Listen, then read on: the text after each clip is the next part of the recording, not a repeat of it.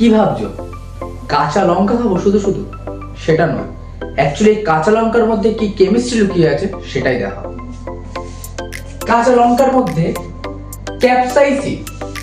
Capsaicin নামক একটা রাসায়নিক যৌগ থাকে, যার স্ট্রাকচার উপরে আমি এঁকে দিয়েছি এবং যার মলিকুলার ফর্মুলা হচ্ছে C18H27NO3। এবং এটা যখন আমরা খাই তখন আমাদের জীবের মধ্যে থাকা TRPA1 এবং TRPV1 এই দুটি কোষের মধ্যে উত্তেজনার সৃষ্টি করে এবং সেই উত্তেজনা নার্ভের মাধ্যমে আমাদের ব্রেনে এসে পৌঁছায় এবং তারই একটি প্রতিক্রিয়া হিসেবে আমাদের ঝাল লাগে। বোঝা গেল?